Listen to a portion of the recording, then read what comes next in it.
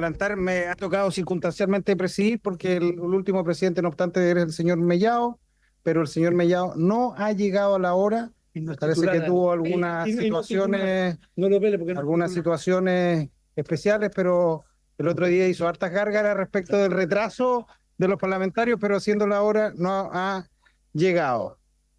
Así que, ¿Se puso buena? secretario, el acta de la sesión 119 se da por aprobada por no haber sido objeto de observaciones. El acta 120 se encuentra a disposición de las señoras y señores diputados. Eh, Ofrezco la palabra respecto de la cuenta.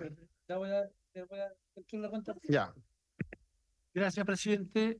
Se da cuenta de los siguientes documentos. Indicaciones del Ejecutivo al proyecto de ley sobre el CERNAC Te Protege, boletín 16.271-03.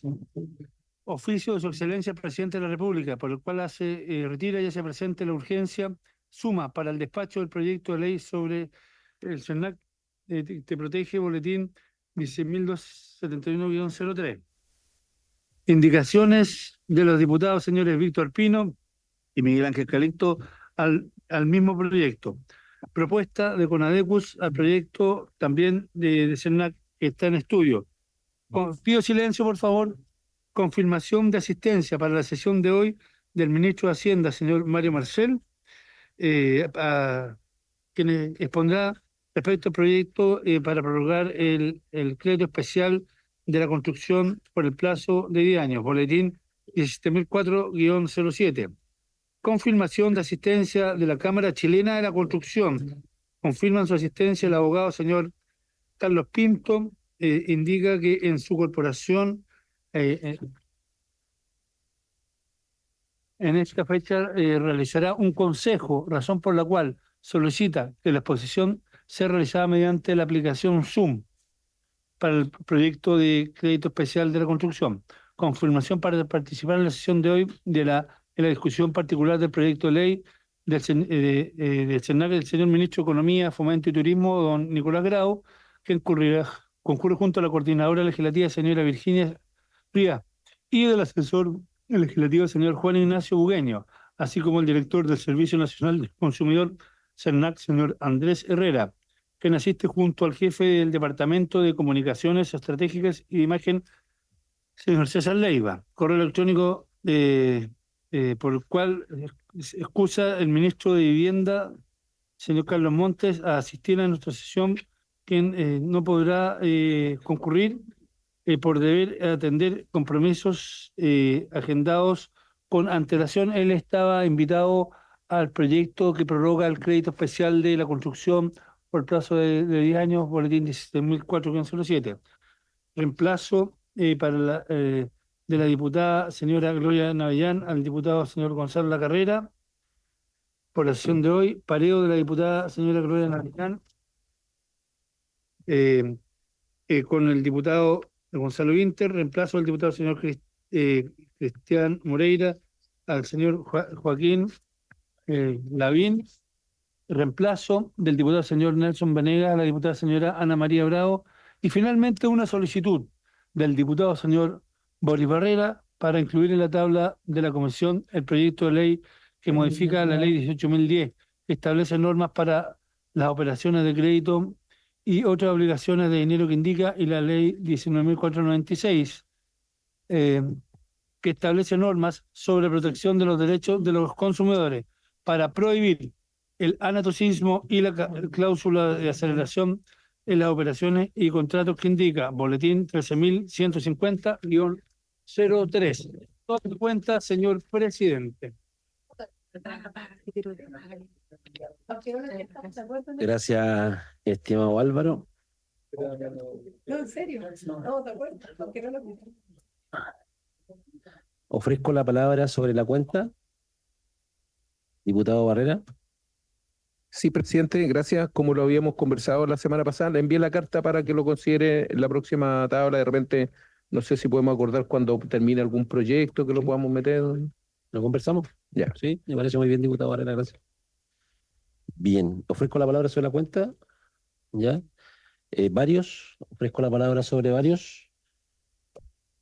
Bien, no habiendo la palabras varios ni en la cuenta. Vamos a pasar a la orden del día, la cual tiene por objeto tratar la siguiente tabla.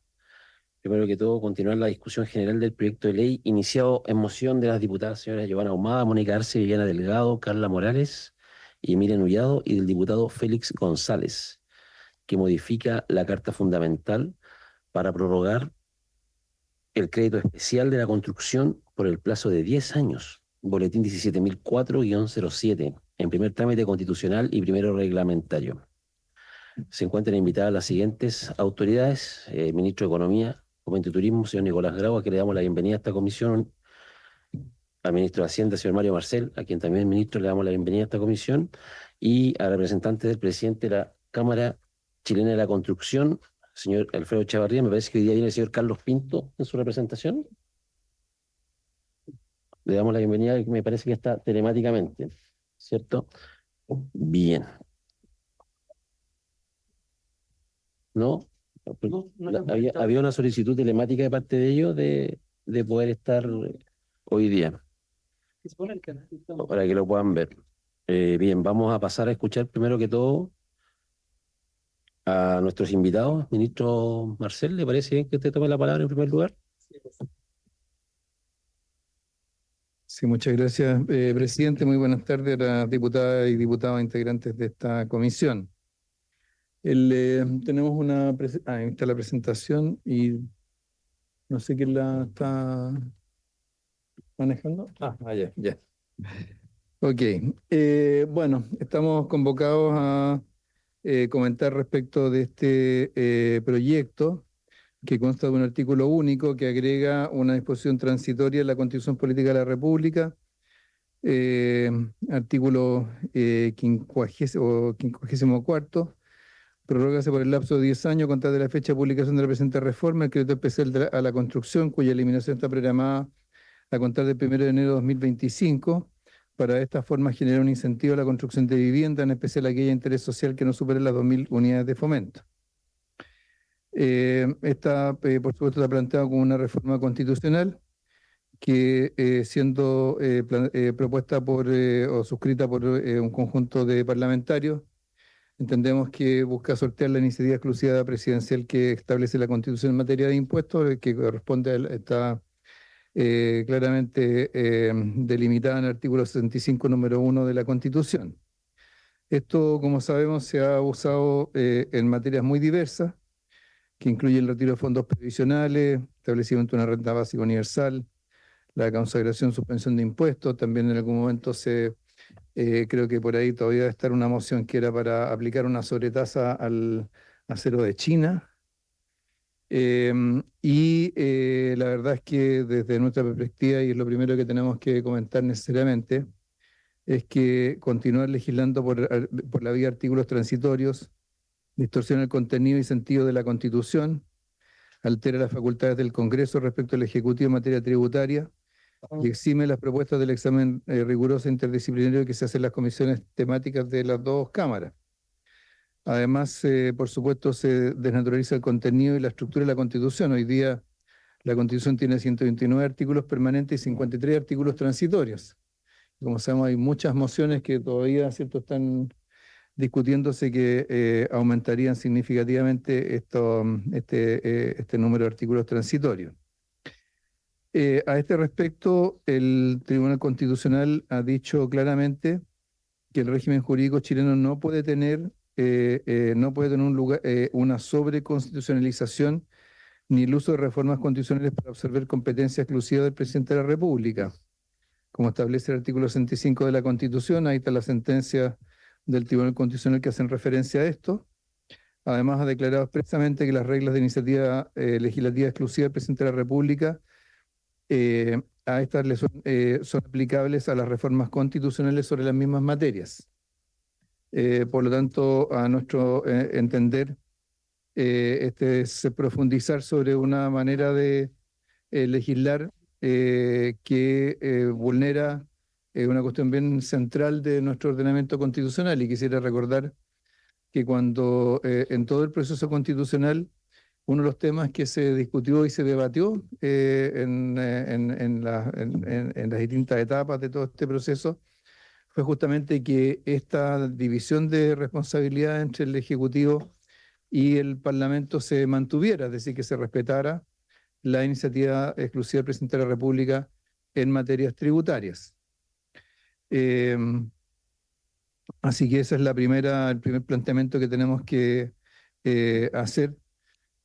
Por supuesto, podríamos quedarnos hasta ahí, pero sin embargo, en atención a la invitación de la Comisión, también vamos a comentar el contenido mismo de este proyecto. Entonces, este proyecto a lo que alude, en buena medida, es evitar la incorporación del IVA en la actividad de la construcción, o sea, cuando se originó el crédito especial para empresas constructoras, era evitar que la incorporación del IVA en la construcción produjera un aumento en el precio de las viviendas.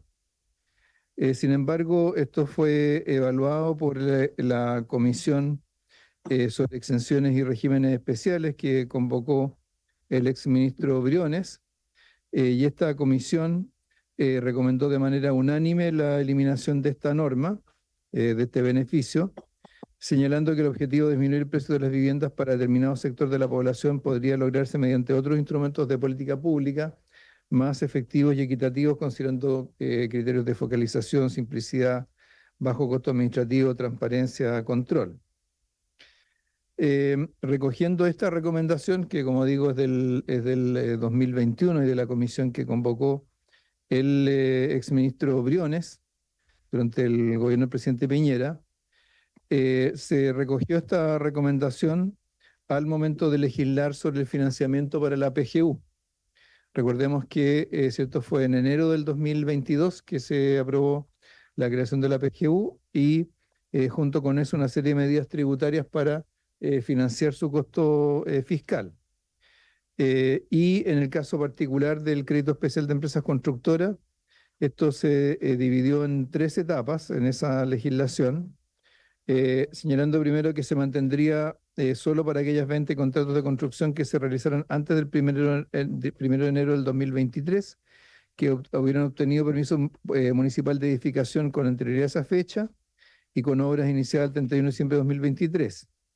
Luego este crédito especial se reducía a la mitad, es decir, a 0,325 del IVA o 0,06175 del valor de venta, si es que la venta o el contrato se realizaba entre el 1 de enero del 2023 hasta el 31 de diciembre del 2024, siempre que se hubiera obtenido el permiso municipal de edificación y las obras se hubieran iniciado antes del 1 de enero del 2025. Y luego, a contar del 1 de enero del 2025, este crédito especial se eliminaba definitivamente. Esta es de todas las medidas de financiamiento de la PGU, es la que individualmente representó la proporción mayor. En particular, se estimó la contribución de esta medida en casi 0,2 puntos del producto, del 0,7 que recaudaría todas las medidas contenidas en la Ley 21.420. Hay que decir que estas medidas no financiaban el 100% del costo de la PGU y en la práctica terminaron financiando más o menos la mitad. La otra mitad tuvo que ser absorbida durante el 2022, aún en el contexto de un presupuesto de un gasto que se estaba contrayendo 23%. Así que este fue un esfuerzo fiscal bien importante y la existencia de esta norma era parte de lo que sí aparecía como financiado. Sin embargo, a través de la ley 21.558 se propuso alargar la transición para la eliminación del crédito especial, estableciendo que a contar del 1 de 2025 las empresas constructoras podrían reducir el 0,1625 del débito del IVA, siempre que hubieran tenido permiso de edificación antes del 1 de 2027. O sea, se trasladó hasta el 2025 el hito que en la ley original estaba previsto para el año 2023. De esta manera, entonces, el crédito especial no se extingue en enero del 2025, como parece sugerir la propuesta de reforma constitucional, sino que este ya fue extendido por iniciativa del Ejecutivo en su momento hasta enero del 2027. Esto creo, me parece que se legisló en el mismo 2023. Y esto para asegurar una transición más suave para el sector afectado, sin perjuicio de asumir una menor recaudación de 128.000 millones de pesos en el 2025 y 131.000 millones en el 2026, según el informe financiero de esa ley, que en definitiva sería la 21.558.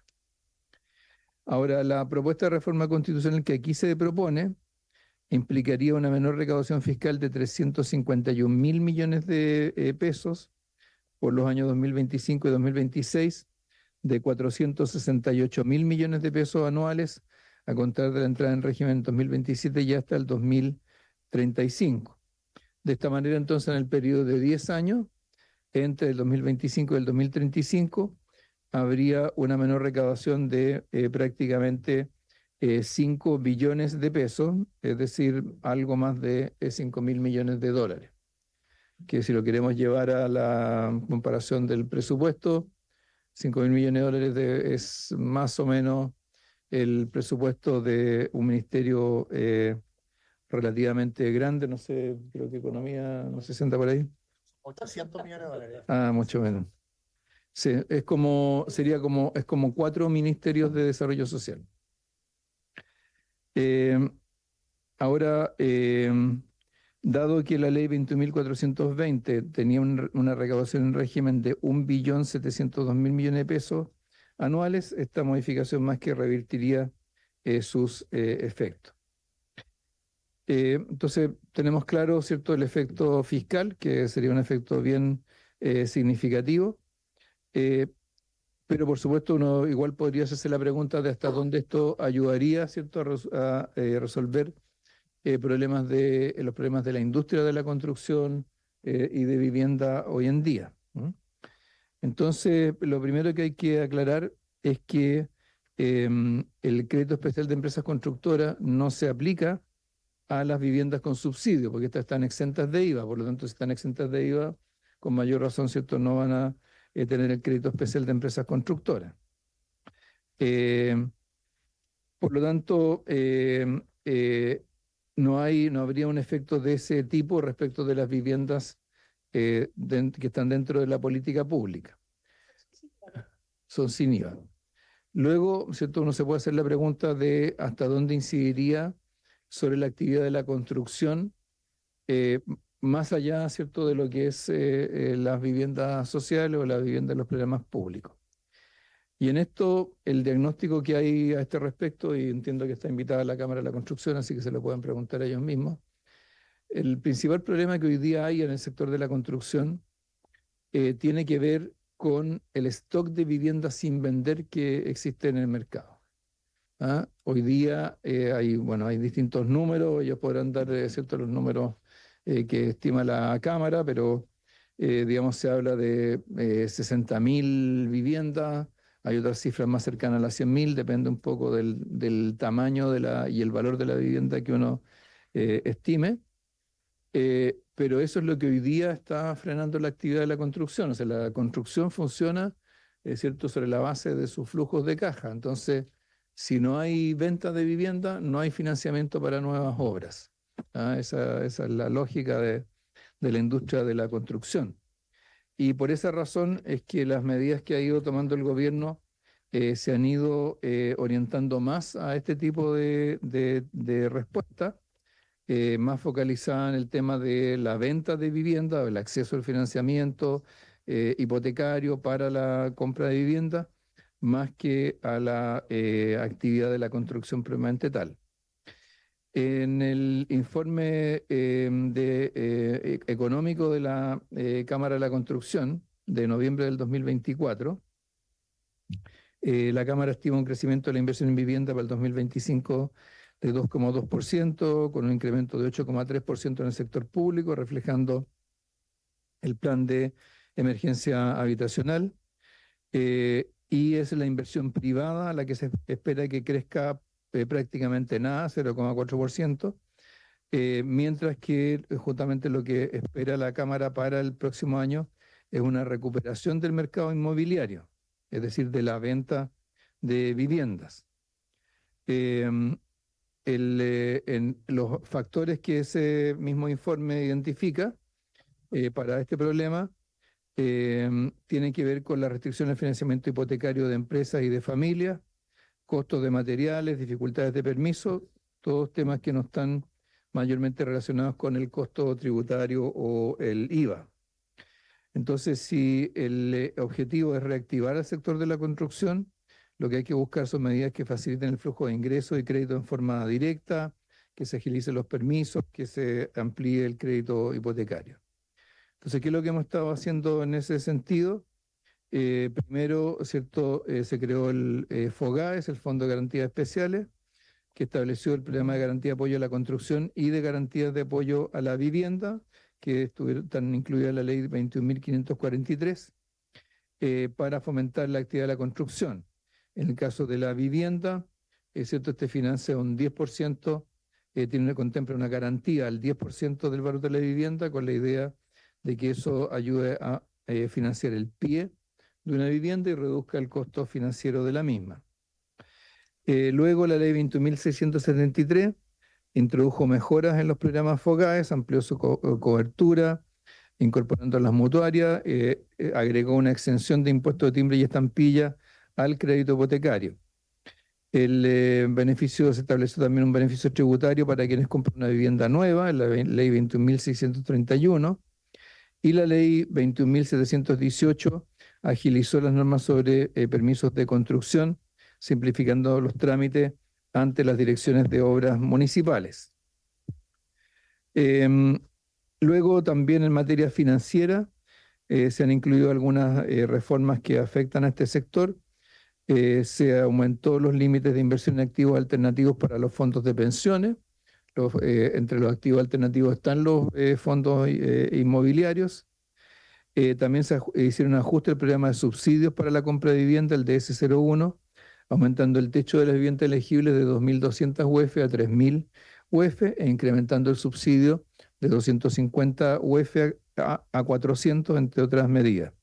Por lo tanto, a través de estas modificaciones se buscó extender la cobertura de los programas de vivienda hasta por viviendas de valores hasta 3.000 UF. También el MIMBU implementó la entrega de un préstamo especial para empresas constructoras del DS19 y se prorrogó por 18 meses adicionales los permisos de construcción que no habían iniciado sus obras antes del 30 de septiembre del 2024, lo que corresponde a 57.000 viviendas en 81 proyectos, más 81 proyectos que equivalen a 11.000 viviendas cuyos permisos vencían durante el cuarto trimestre del 2024. Ahora, junto con esto, presidente, hace ya varias semanas estamos trabajando con la Cámara Chilena de la Construcción, la Asociación de Bancos e Instituciones Financieras, Banco Estado y el MIMBU para ver alternativas de apoyo a la demanda mediante la reducción del dividendo que deben pagar las familias. O sea, hoy día, ¿cierto? El gran obstáculo para la compra de vivienda es que el dividendo, ¿cierto? Como proporción del ingreso ha crecido mucho y eso tiene varias causas. El aumento en el precio de las viviendas derivado del aumento del costo del suelo. Tiene que ver también con con los requerimientos, con el aumento de tasas de interés.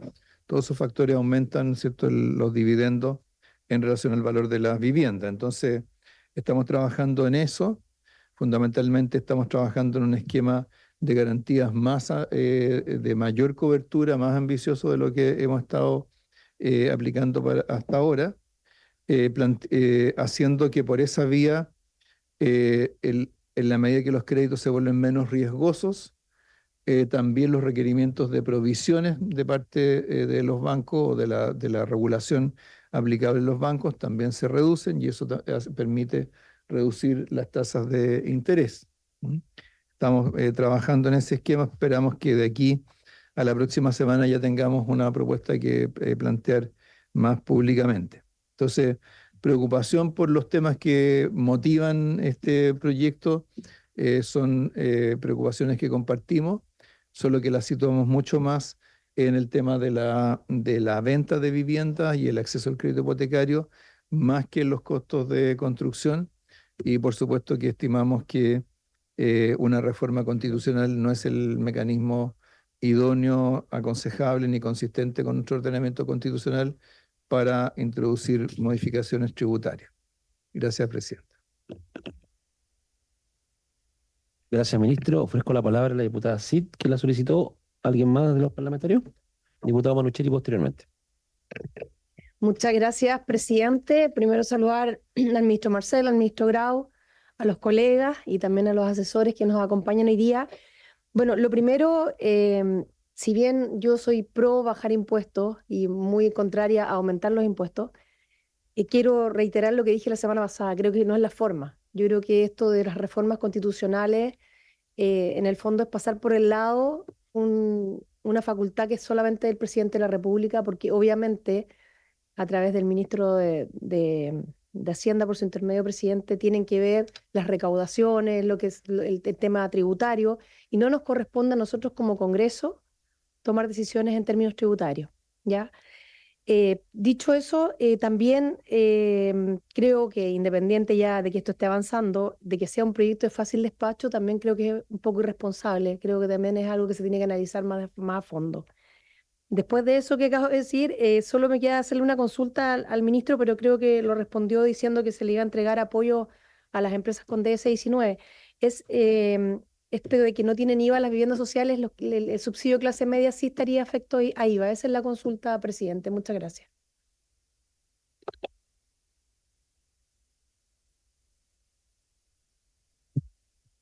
Gracias, presidente. Yo creo que en términos generales el tema que estamos abordando es un tema tremendamente relevante porque el acceso a la vivienda, la verdad es que se ha vuelto extremadamente complejo, fundamentalmente, diría yo, para la clase media y para sectores que antes podían pensar en comprarse una vivienda. Hoy día la gente que está logrando poder acceder a una vivienda son dos tipos de personas. Primero, los que ya tenían una vivienda y logran vender una vivienda para poder tener el pie suficiente para comprar una vivienda, que el resultado de eso le dé un dividendo realista de poder pagar. Y segundo, la gente que puede acceder a algún tipo de vivienda o de subsidio por parte del Estado. Eh, pero hay un porcentaje de gente que quedó absolutamente fuera del sistema. Incluso había gente que durante largo tiempo era más conveniente comprar una vivienda porque el arriendo te iba a salir lo mismo que el dividendo, entonces como el arriendo te iba a salir lo mismo que el dividendo, era más sencillo, más fácil de una comprar la propiedad. Y los bancos, la verdad es que estaban entregando bastantes facilidades para eso. Recordemos que incluso llegamos a tener, en algún minuto de boom, llegamos a tener créditos hipotecarios con el 100% que entregaba el crédito hipotecario. Sin pie. Entonces, eso efectivamente creo que quedó atrás y hoy día se vuelve un tremendo drama que ojo, que me parece que yo he visto grandes protestas incluso en países como en España, que justamente es un fenómeno que se instala, el tema del acceso a la vivienda, en especial para la gente más joven, que se le hace prácticamente imposible el acceder por sí mismo a la vivienda. Yo me gustaría, ministro, poder abordar, y quiero en ese sentido felicitar lo que sí está haciendo el gobierno mediante la política habitacional. Creo que es una muy buena política. Estuvimos el fin de semana con el diputado Pino en una entrega de viviendas que se realizaron en Coquimbo. Hemos estado constantemente, los diputados sabemos en nuestro distrito que se está haciendo un gran trabajo en esa materia, pero creo que hay dos temas que me interesa que el ministro pudiese referirse un poco y si han habido algún tipo de medidas. Yo creo que es un tema que en nuestro país poco abordamos. Primero, la especulación del suelo, porque la verdad es que no es un tema que esté regulado. El Estado, por ejemplo, nosotros, vuelvo a mi ciudad, Coquimbo, hace un gran anuncio respecto de una circunvalación que va a pasar por todo el eje cisterna y que va a unir la ciudad, pero evidentemente ahí habían terrenos. Y esos terrenos, con el aporte del Estado que está haciendo, la inversión que va a hacer el Estado de construcción, esos terrenos se van a disparar en precio. Entonces, evidentemente tenemos un problema que en nuestro país ni siquiera es tema respecto a la especulación del suelo. ¿Qué decir con los terrenos que no se utilizan? Porque no puede ser que en nuestro país, con el déficit de terrenos que tenemos, haya gente que compre terreno para simplemente tenerlo parado, para que con el paso de los años ese terreno tome precio y tome valor y después poder venderlo en proceso especulativo, cuando tenemos un déficit de terreno para construir viviendas. Es casi un acto de mezquindad social. Eh, y segundo, consultarle respecto al rol también que ha jugado aquí el Banco Central con las tasas de interés. Evidentemente nosotros tenemos una posición respecto del Banco Central, de su autonomía, todos estamos de acuerdo, pero también consultarle, ministro, qué es lo que acontece con eso, cuál es el impacto también para que la gente que nos está siguiendo en sus casas pueda saber respecto de el acceso al crédito tanto para las constructoras y los inversionistas como para la gente. Gracias, ministro. Gracias, diputada. Sí, diputado Manucheri, le damos la palabra antes del ministro a la diputada Flor Baize, que nos solicitó Gracias. la Gracias, palabra. presidente. Saludar a los ministros, Hacienda y Economía. Bueno, más allá de la forma que sea esta reforma constitucional, que puede ser más o menos irresponsable, aquí llega la promotora del proyecto también, más allá de que a nosotros, ahí está la responsable. Pero el tema nos han planteado, y por eso yo me sumé a lo que planteó la diputada Ahumada y que pasara a esta comisión que también fue no compartido por todos, pero yo quisiera hacer el punto, más allá de la vivienda, que evidentemente nosotros en las conversaciones que hemos sostenido, efectivamente hay un tema de aumento del costo del suelo, hay un aumento en los costos de construcción, hay un aumento en los créditos hipotecarios, hay un aumento en el pie, que es un 20%, y que si uno saca la cuenta para la clase media, se le hace inalcanzable hoy día acceder a una vivienda, porque los costos han subido mucho, por las razones que sean.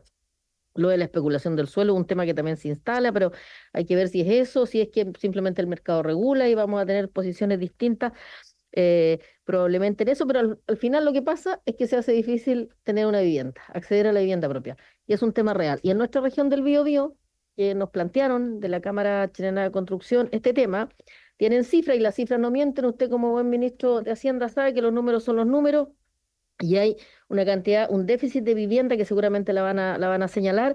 Y a mí lo que me preocupa es el efecto que tiene en el empleo, porque esta industria o esta área es altamente intensiva en mano de obra, en contratación de mano de obra. Y se estima, al menos en mi región, que son 20.000 empleos los que se estarían perdiendo si no se da lugar a las medidas que usted planteó. Algunas, las mismas que nos plantearon nosotros, son las del FOGAI y otras medidas, pero dentro de ella estaba esta continuidad al crédito especial a las empresas constructoras, que no es menor.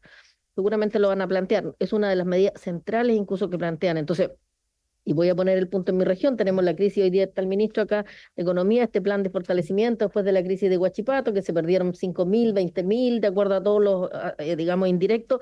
Tenemos lo de pesca que viene ese tema también de la industria, que tiene un efecto en el empleo importante, más allá de que yo represento al sector artesanal fundamentalmente, y que estuve con ellos, pero esto de la construcción llega a todos los espacios, esto no discrimina, digamos. Entonces, hay un efecto en la mano, en el empleo, que hoy día es lo que necesitamos recuperar los empleos que se han perdido, necesitamos tener empleos formales. Entonces me gustaría, y sobre todo en la clase media, porque el punto se hizo con la clase media, entonces lo del DS-19, o para que un poco los montos de las viviendas involucradas, que nos pueda un poco, por su intermedio, presidente industrial, o sea, ilustrar en lo que afecta a la clase media fundamentalmente.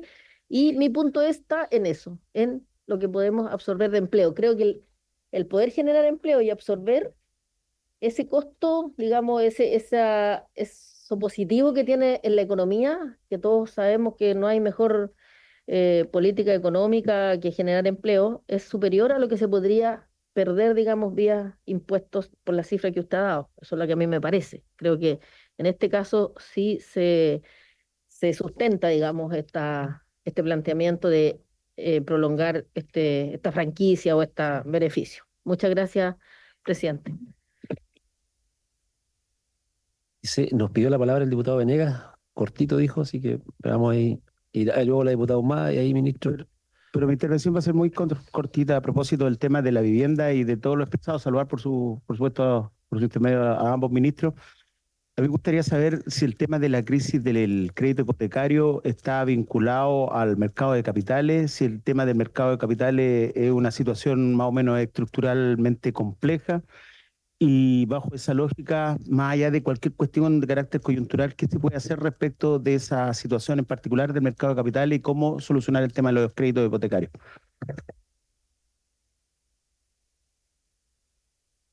Muchas gracias, presidente. Bueno, quiero primero agradecer la disposición de los ministros presentes, independiente de la situación. Sé que no ha sido muy grata tener que ver este proyecto bajo estas condiciones en esta comisión, pero sí creo que es importante levantar el debate, algo que estaba pasando quizás de alguna manera un poco desapercibida, si bien quienes están involucrados en el rubro lo tenían muy claro. Este proyecto que buscaba entrar al debate, visibilizar lo que estamos viviendo, yo lo hablo desde la realidad que nosotros tenemos en la región de Antofagasta y en el norte en particular, pero nosotros tenemos una crisis habitacional no resuelta, tenemos altos costos y obviamente lo que aquí se busca es empujar la activación en el tema de vivienda, pero en la clase media, en la clase social, y yo creo que eso es importante que se exponga y que busquemos acuerdos, que yo creo que es lo más importante. Acá no se trata solo del capitalismo o de las empresas, sino que de la realidad que vivimos y las diferencias que tiene cada una de la región, como bien lo expresaba recién la diputada Bay. Nosotros también tenemos una realidad no menor y compleja en nuestra región y por eso para mí también era importante levantar esto, porque si no, no estaríamos discutiéndolo y no sería tema. Así es que por eso agradezco también a los diputados que apoyaron y que hoy día por lo menos teniendo este debate. Muchas gracias, presidente. Gracias, diputadas, diputados. Ministro, tiene la palabra. Muchas gracias, presidente. Muchas gracias a los diputados y diputadas que hicieron sus comentarios y consultas. A ver, primero respecto de la pregunta de la diputada Cid, todas las viviendas con subsidio tienen exención de IVA, incluidas las del DS-19. Así que teniendo exención, obviamente no tiene efectividad una medida de este tipo. Respecto de los comentarios que hacía el diputado Manuchelli por su intermedio, presidente, efectivamente hubo un momento en que hubo mucha abundancia de recursos, de fondos para crédito hipotecario. La mediana de financiamiento se acercó al 90%. Y además se extendió el plazo del crédito, muchos créditos estaban saliendo a 30 años. Esto incluso en su momento llegó a hablar sobre el riesgo de una burbuja inmobiliaria y en aquel momento, después de todo un estudio que se hizo, la CMF ajustó sus criterios para provisiones en materia de crédito hipotecario para llevar la relación entre préstamo y valor de la vivienda a 80% luego de que estuvo en torno al 90%.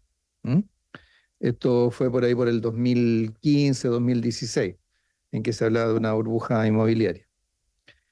El tema del aumento del valor del suelo es una realidad muy visible, muy compleja, es bastante universal. Hay muchas ciudades en Chile, en el mundo, donde el tema del valor del suelo se está transformando en un problema serio. Aquí en Chile en algún momento se trató de limitar este tema a través de esta sobretasa a los predios eriazos, pero rápidamente los contribuyentes aprendieron que bastaba con instalar, ¿cierto?, un galponcito, ¿cierto?, una casa prefabricada, una pieza para que ya se considerara ocupado y no se le aplicara esa sobretasa. Por supuesto, eso siempre se puede ir perfeccionando en el tiempo. También está el tema que mencionaba el diputado Manucheri, respecto del impacto que tiene las obras públicas, particularmente en zonas urbanas, sobre el valor de las propiedades. Eso en algunos países se recoge a través de lo que se llama un impuesto a las mejoras, que es, cierto, que es cuando hay cierto, ese tipo de obras, eso se incorpora en el avalúo y aumenta el pago de contribuciones. Pero eso aquí en Chile no existe y las veces que se ha planteado no ha prosperado mayormente.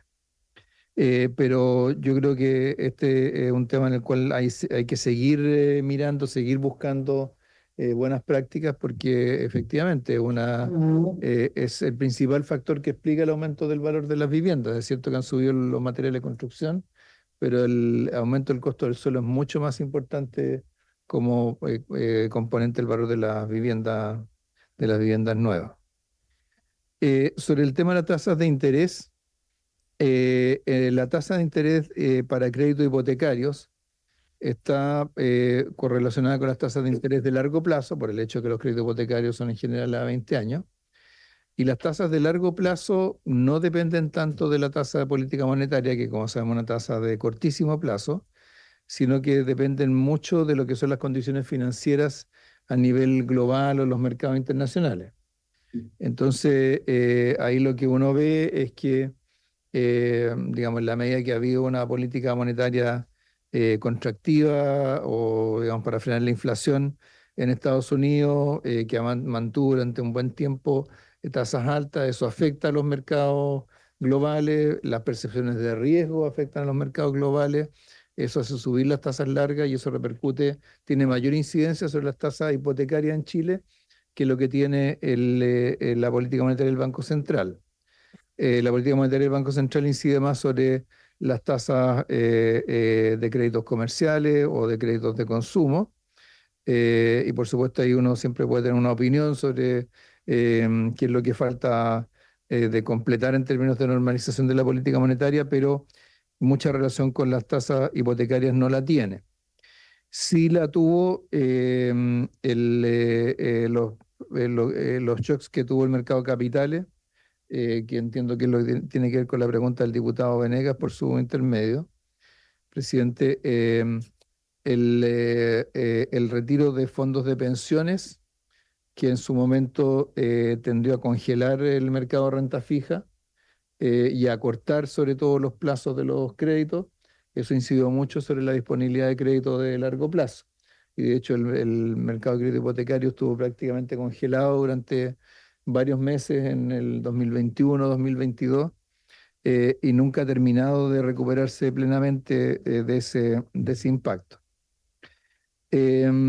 Respecto de los temas que planteaba la diputada Baise, bueno, ya se refería a los factores que inciden sobre el precio de las viviendas.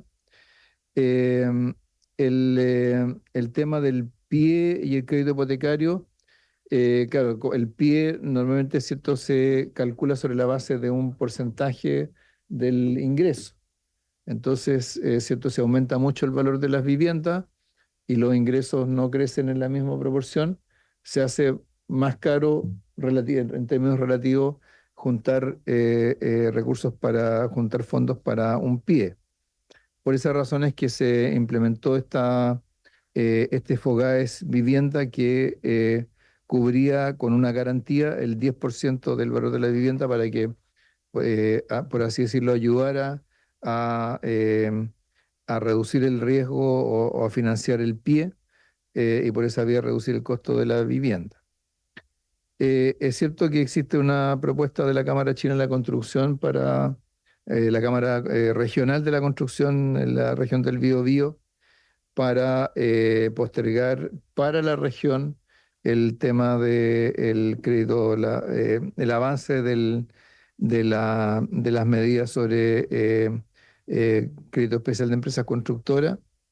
Lo conversamos en su oportunidad y explicábamos que por lo menos en lo que se refiere a viviendas, sigue siendo el tema de la disponibilidad de crédito hipotecario el principal cuello de botella. O sea, pensemos si hay varias decenas de miles de departamentos, de propiedades sin vender, de propiedades nuevas, uno no saca mucho con tener un incentivo tributario a construir más, porque significaría, ¿cierto?, aumentar el pool de viviendas que no se venden.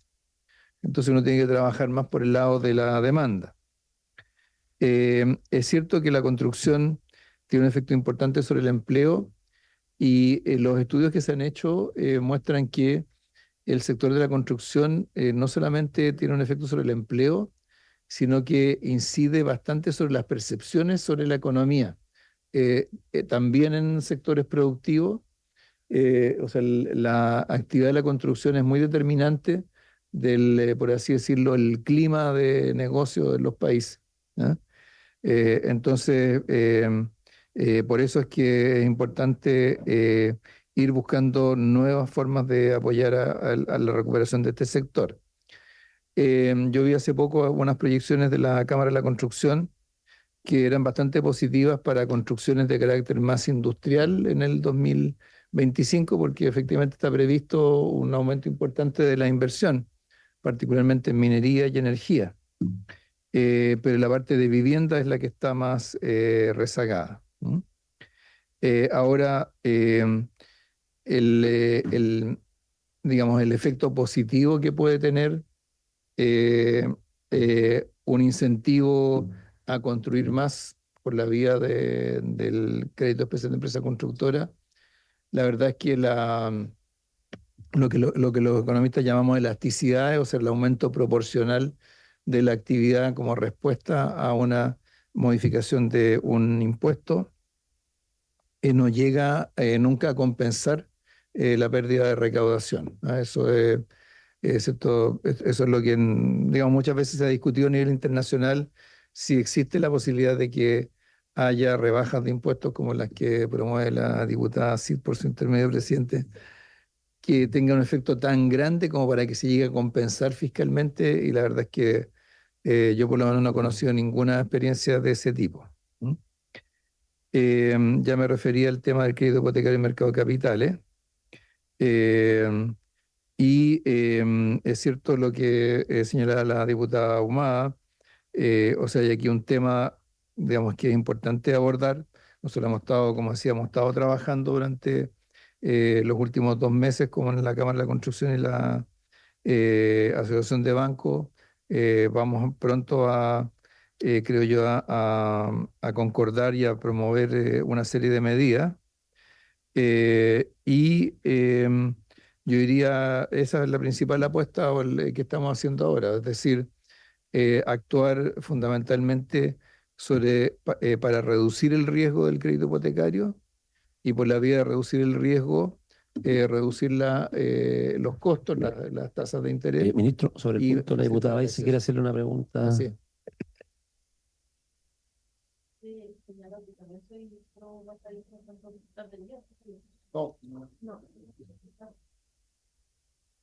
Sí, no, era en relación a, entonces, bueno, si no hay demanda, efectivamente no hay construcción, que no van a tener a quien vender. Más allá de las medidas, que bueno que las estén conversando y que se vaya avanzando precisamente en perfeccionar entonces el crédito para que haya, o sea, hacerlo más bajo, para que pueda haber el acceso y haya demanda, haya construcción. Pero mi pregunta puntual es entonces, ustedes han sacado los cálculos, estoy yendo a números, lo que usted señaló que se deja de percibir al dejar de prolongar esta rebaja, digamos, en impuesto, no es superior entonces a lo que se aumentaría de recaudación si hubiese construcción y hubiese pago de impuestos por esas nuevas viviendas, digamos. O sea, no alcanza. Usted dice que es inferior, digamos, lo que se recaudaría respecto a lo que se recibiría por esta medida.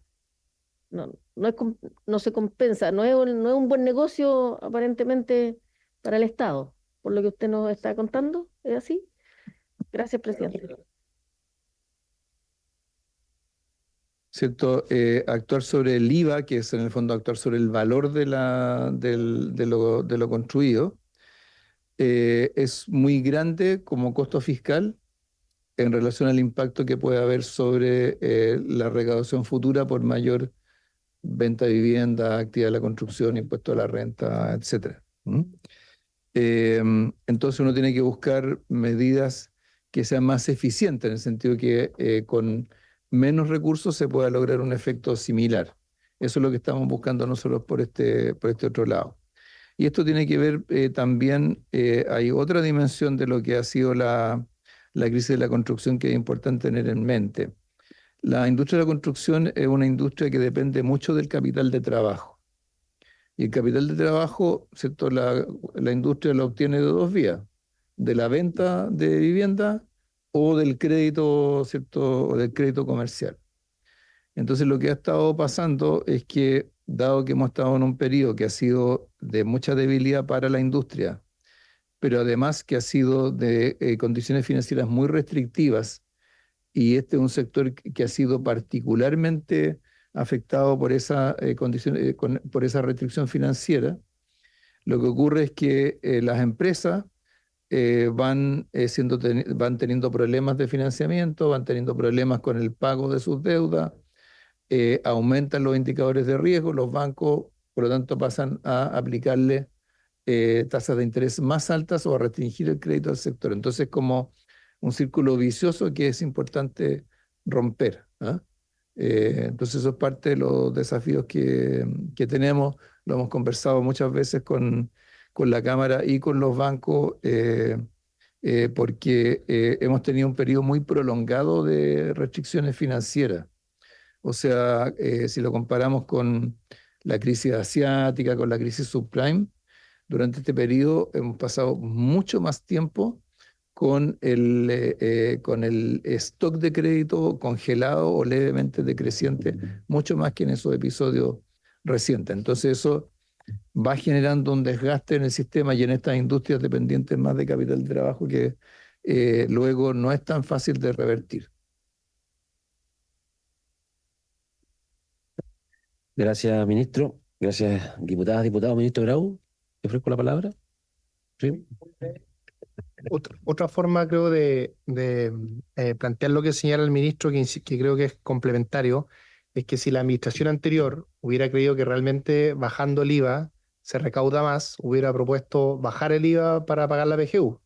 Y lo que propuso la administración anterior es subir el IVA para pagar la PGU. Yo creo porque hay un acuerdo transversal. Sin importar la opinión que se tengan de los impuestos, el acuerdo transversal en los economistas es que si uno quiere recaudar más, eso no se puede conseguir bajando los impuestos.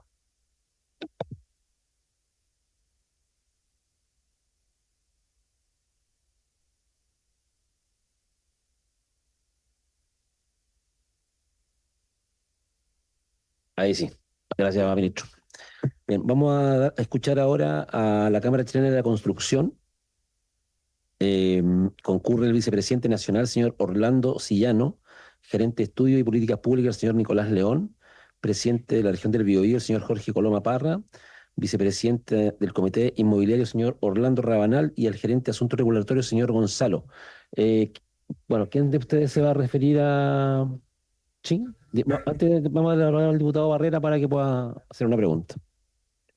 Sí, solamente una consulta, presidente. ¿Hasta qué hora más o menos le vamos a dar a este proyecto? Porque está el otro de CERNAC que tiene urgencia. Nos quedan unos minutos a este proyecto. Ah, ya, pero está ya Sí, está establecido estipulado. el tiempo. Está Ah, ya, estipulado el tiempo. gracias. Vamos a votarlo en general.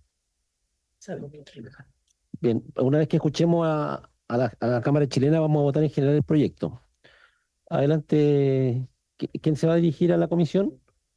Muchas gracias, presidente. Alfredo Chavarría, presidente nacional de la Cámara Chilena de la Construcción, por acá. Sabíamos que estaba Alfredo, disculpe.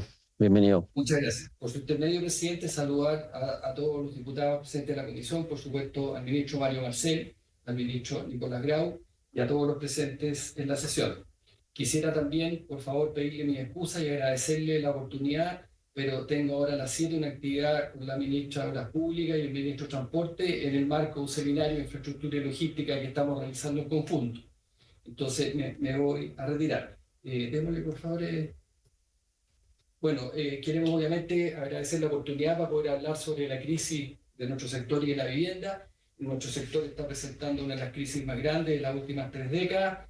Algo señalaba el ministro Marcel, el periodo que ha durado esto con la restricción de crédito, solo por hablar de esto último, que son 3, 4 años, realmente es muy profundo. Hemos estado la última década prácticamente paralizados, estancada la inversión en construcción, esto en general, y lo que ha traído la profunda crisis de empleo que tenemos actualmente, todo agravado obviamente con la pandemia, por los retiros, en fin, por todo lo que ha vivido nuestro país en esta última década. Y esto se ha traducido en un déficit habitacional creciente y preocupante. Las cifras que tenemos nosotros hablan ya cerca de 1 millón de viviendas, no solo tomando la cifra del Ministerio de la Vivienda, ahí incluimos nosotros la cantidad de gente allegada, la cantidad de gente viviendo en campamento, es realmente muy preocupante. Y particularmente lo que hoy día nos tiene muy preocupado y muy deprimido al sector es la crisis inmobiliaria, con una demanda inmobiliaria completamente deprimida, y ahí vamos a ver durante la presentación que les vamos a hacer las cifras que hablan de lo complicado del sector, que es lo que creemos que hay que reactivar para recuperar empleo y recuperar en parte la economía que aportamos nosotros. Sin más, dejo a don Nicolás León y reiterando mis excusas, presidente, y por su intermedio a todos los miembros, que en unos 10 minutos yo tengo que retirarme, pero seguimos como Cámara presentes aquí para lo que ustedes necesiten. Muchas gracias. Gracias a ustedes, don Alfredo. Nos quedamos entonces escuchando aquí a don Nicolás León. Muchas gracias, que le vaya muy bien. Muchas gracias, presidente. Efectivamente, como señalaba el presidente de la Cámara, el problema habitacional en Chile es de proporciones, digamos, ¿no? Hoy día tenemos del orden de 927.000 familias que se encuentran en situación de déficit habitacional. Si a eso uno le suma las personas en situación de calle, más las personas que viven en asentamientos irregulares, llegamos a cerca de 1 millón de familias, ¿no? Si a eso uno le suma aquellos nuevos requerimientos habitacionales que vamos a tener de aquí al 2035, si uno calcula con las proyecciones del INE en cuanto a los temas poblacionales, se van a requerir del orden de 865 nuevos hogares, digamos, 865.000 nuevos hogares. Eso totaliza que de aquí al 2035 se requeriría en general del orden de 2 millones de unidades solamente para cubrir no solamente el déficit, sino que la demanda por viviendas en Chile, ¿no? Eso es más o menos del orden de 200.000 viviendas que tienen que producir al año. Esto suma obviamente lo privado más lo público, ¿no? Para que ustedes se hagan una idea, señor presidente, son del orden de las que se producen hoy día. Si uno suma lo privado más lo público, 100.000 las que se producen. Es decir, habría que aumentar el ritmo de producción de vivienda al menos al doble de lo que se hace hoy día. Y esto se ha dado sobre todo, tal como presentaba el ministro Marcel hace unos minutos atrás, por un descalce que ha tenido el incremento del precio de la vivienda en comparación con el ingreso de las familias, digamos, ¿no? El precio de la vivienda ha crecido alrededor de un 150% en el periodo de los últimos 20 años versus el ingreso de la familia, que solamente ha crecido en un 50%, ¿no? Eso se explica, como ya se señalaba, por varios factores, ¿no? El principal de esos factores es sin duda el suelo. El suelo ha tenido un incremento muy relevante, y eso quizás complementando y aprovechando la oportunidad para complementar lo que preguntaba el diputado Manucheri por su intermedio, presidente, el suelo en Chile está regulado, digamos, ¿no? Está regulado por, como lo conocemos, los instrumentos de planificación territorial que de alguna manera determinan qué se puede construir y qué no se puede construir. Entonces, más allá incluso del incremento que pueda tener ese suelo, cuando ese suelo se generan escasez artificiales sobre ese suelo por las normas que ellos lo regulan, y la extensión de las ciudades se limitan, y por supuesto también las densidades de lo que se puede producir genera un incremento en sus precios, sobre todo incluso cuando, tal como lo señalaba el diputado, cuando el Estado concurre con grandes montos de inversión que terminan valorizando ese suelo, si la normativa no la acompaña, termina generando una incidencia en un precio del suelo cada vez mayor. Ese, a nuestro juicio, ha sido uno de los factores más relevante, no solamente a nuestro juicio, sino que el Banco Central también lo ha señalado. También en los últimos 20 años hemos tenido más de 20 normativas nuevas que han incidido en el incremento del precio de la vivienda. Por ejemplo, la Ley de Integración Social, las entradas en vigencia de los INIB, la Ley de Aporte al Espacio Público, la Ley de Ductos y muchas otras. Una de ellas también, sin duda, es la implementación de algunas medidas tributarias. Una de ellas, por supuesto, que es el IVA, y sin duda el crédito especial de empresas constructoras ha sido uno de ellos también. Y aquí permítanme también hacer una cápita a propósito de lo que presentaba el Ministerio de Hacienda por su intermedio, presidente, ¿no? Son aquellas viviendas, sobre todo aquellas viviendas subsidiadas, las que más han encarecido por este factor, digamos, ¿no? Porque esas viviendas no pueden descargar el IVA crédito que han incurrido en la construcción, porque justamente lo venden sin IVA, digamos, ¿no? Entonces, en la medida que ese crédito especial se elimina en esas viviendas menores a 2.200 UF, son esas justamente las que han visto al menos en un 10% incrementar sus costos y por tanto sus precios. Y sabemos que esas viviendas se venden con un precio fijo, digamos, ¿no? Porque responden a un subsidio habitacional, por tanto tampoco pueden ser descargadas vía precio, ¿no? Y justamente ese ha sido uno de los factores por los cuales muchas empresas de la construcción, sobre todo aquellas que se presentan para proyectos de S19, no puedan quedar adentro de los llamados porque quedan fuera por costos, ¿no? Y el crédito especial de empresas constructoras ha sido uno de los responsables de eso, y tanto así que el Ministerio de Vivienda anterior, del gobierno anterior, como señalaba también el ministro Grau por su intermedio presidente, comprometió al momento de eliminar el crédito especial de empresas constructoras, trabajar sobre un mecanismo de reemplazo, que es una de las pedidas que la Cámara ha mantenido en el tiempo y que de alguna manera nosotros también traemos hoy como una de nuestras propuestas, presidente. Otro de los factores más coyunturales tienen que ver con el incremento de los costos de los precios de los materiales. Por alguna razón la lámina no está pasando, pero ha tenido un incremento de un 43% sobre lo que ha sido el incremento del IPC, digamos, y también el incremento de los costos laborales, que tiene un efecto en el precio de la vivienda sin duda. En el último tiempo, en buena hora, Chile ha avanzado en muchos factores asociados a los temas laborales, pero no así. Eso tenía, por supuesto, que un efecto en los precios de las propias viviendas, ¿no? Parece que hay algún problema con la presentación. Vuelvo a compartir, presidente. Ahí parece que se viene. Si ahora vamos a los factores más relacionados a la demanda, presidente, obviamente una creciente demanda en los últimos años. Sabemos que en Chile los hogares se han ido achicando, pasamos de tener un promedio de 4,4 personas por hogar a un promedio de 2,5, o esas son las proyecciones que hace el INE, y eso por supuesto que pone una presión muy importante en la cantidad de hogares que se van a requerir, y por supuesto que el factor migratorio también ha tenido un efecto muy relevante. Fíjense ustedes las cifras de hogares con un jefe de hogar no nacido en Chile, digamos, ¿no? de un efecto migratorio, y fíjense que esos números pasan de 200.000 hogares a casi 1,5 millones en los últimos 20 años, es decir, un crecimiento de un 600%, y en los últimos 10 años de un 200%. Esas personas, por supuesto, que también requieren una solución habitacional, y por supuesto que han tenido un efecto de mayores demandas. Por último, también señalado en las presentaciones anteriores, ha sido el efecto asociado al incremento del financiamiento, del costo de financiamiento, sobre todo por el efecto que ha tenido en el último tiempo el incremento de la UF, quizás asociado a los retiros de fondos de pensiones en parte y a otros factores, pero también el incremento de las tasas de hipotecaria. Fíjese, presidente, que para sostener un crédito de una vivienda de 4.000 UF, en octubre de 2019 usted requería un dividendo de más o menos 355.000 pesos. Hoy día ese número son casi 670.000 pesos. Es decir, casi el doble de dividendo para mantener exactamente el mismo precio de la vivienda, ¿no? Es claramente un factor que ha terminado incidiendo en que hoy día estemos frente a una demanda bastante alicaída o deprimida, como decía el presidente de la Cámara hace unos minutos atrás. Si ahora miramos lo que ha pasado justamente en la coyuntura, bueno, lo señalaba el ministro Marcel, hoy día hay del orden de 104.000 unidades en oferta en Chile actualmente, que están listas para poder ser vendidas, digamos, que hoy día están en este sobrestock, como se ha llamado. Para que ustedes tengan una idea de la composición de esa oferta, presidente, es del orden del 75% de ellas son viviendas menores a 4.000 UF, es decir, viviendas que serían una solución sobre todo para sectores medios de la población. Estamos hablando de viviendas extremadamente caras, digamos.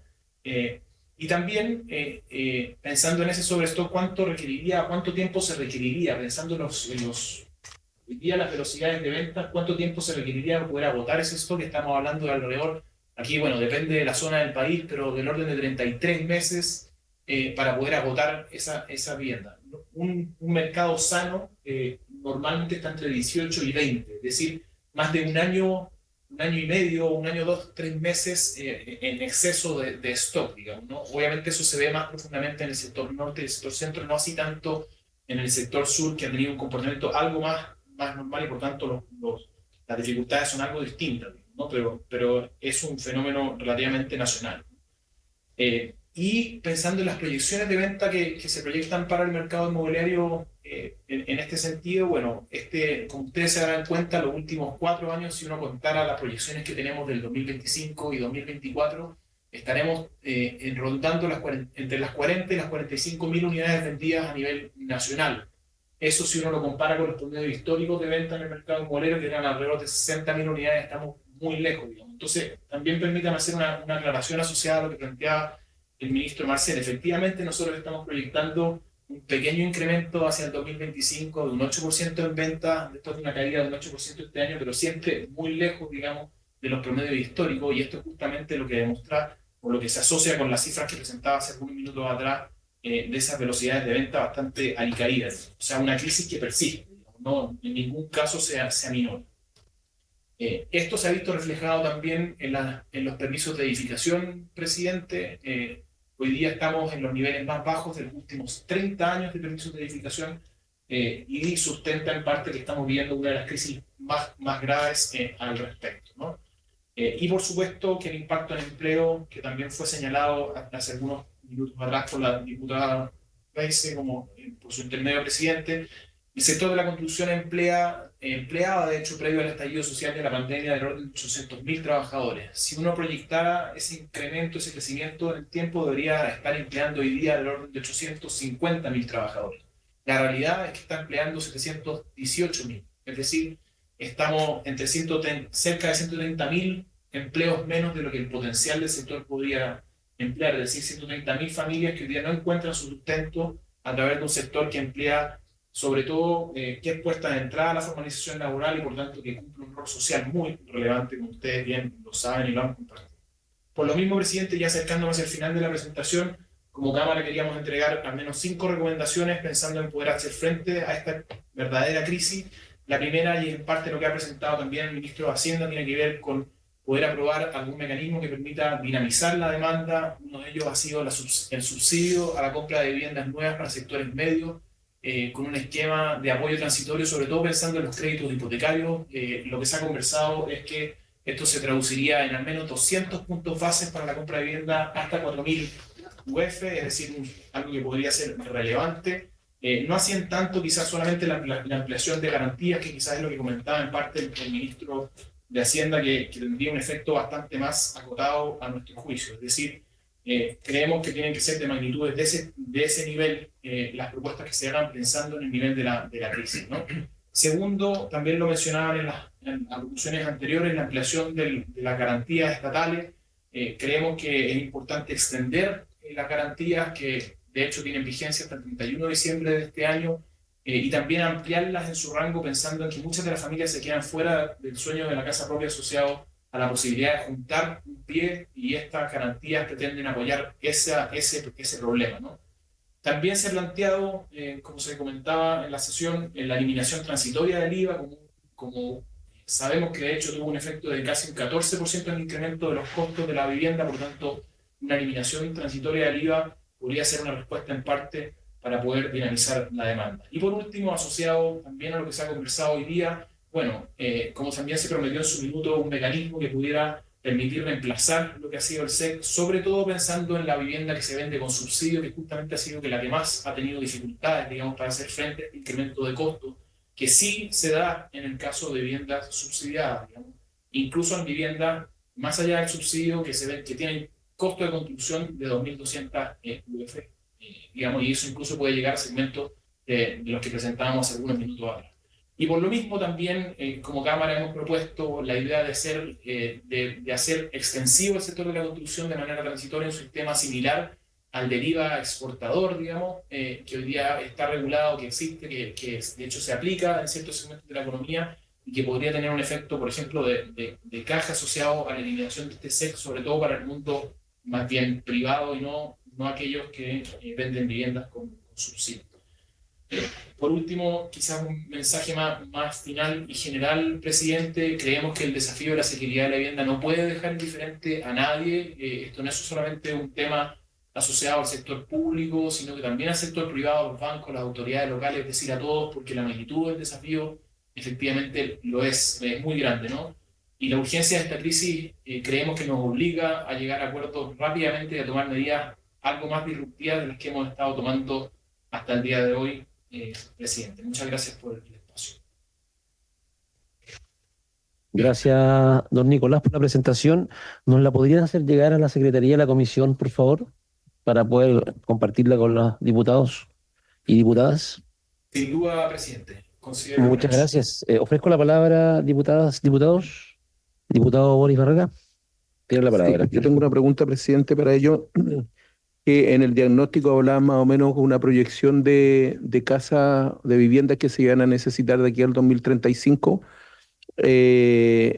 pero cuando hacían la tabla de los ingresos necesarios para poder comprar una casa, por ejemplo, de 2.000 UF, 4.000 UF, hablaban de sueldo de sobre el 1.000.000 de pesos.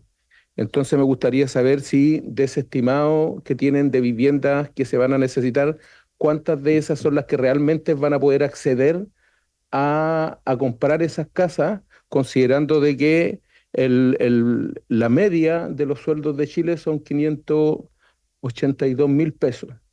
Y es la media, o sea, el 50% de los chilenos y chilenas ganan 582.000 pesos. Y el promedio de sueldo en Chile, según el INE, de agosto de este año, son 826.000 pesos. Entonces, nadie estaría accediendo a ese tipo de casa a la cual está apuntando este proyecto. Entonces, por eso la pregunta, si de esa proyección que hacen, porque ahí tienen hasta la gente que viene a asentamientos precarios, o sea, lo están vendiendo todo en el saco, cuando en realidad toda esa gente no va a acceder a ese tipo de vivienda. Entonces, si tienen esa estimación ellos. Gracias, presidente.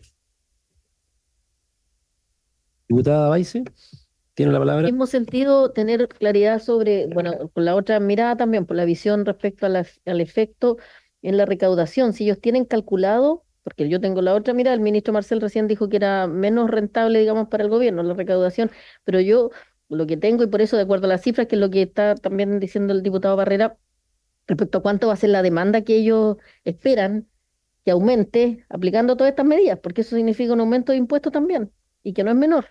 Entonces, a mí me parece que es mayor esa recaudación de que se dinamice y además genera el empleo y todo lo que estamos hablando. Y además con lo de los montos de los sueldos, bueno, postula una persona al crédito, es verdad, pero si lo compran como bien comunitario, quizás el matrimonio, porque claro, el promedio sueldo de los 500 y algo o 700, si son dos matrimonios, que son muchos, hoy día ya las mujeres o parejas trabajan ambos, quizás ahí sí, sí lo están considerando así, desde la Cámara, para sacar estos análisis, digamos. Gracias, presidente. Bien, gracias, diputado Barrera, gracias, diputada Baise. Le ofrezco la palabra, don Nicolás, para que pueda responder a las preguntas de los parlamentarios. Muchas gracias, presidente.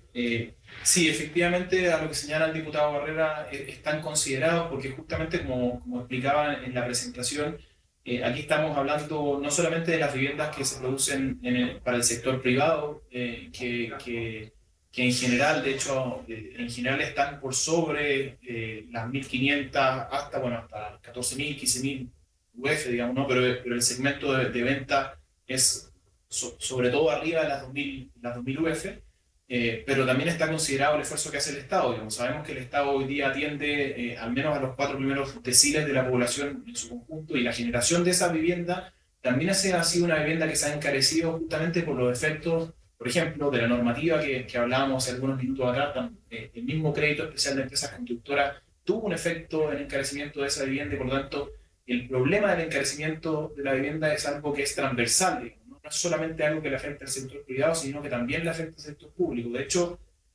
si uno compara las cifras de la cantidad de unidades entregadas hace 20 años atrás en Chile, que eran del orden de 60.000 unidades, a lo que se entregaron durante este año en viviendas públicas, que también son del orden de lo que proyectamos que se va a entregar durante este año, que son también del orden de 60.000 unidades, se requirió 6 veces más presupuesto de parte del Estado para entregar la misma cantidad de unidades.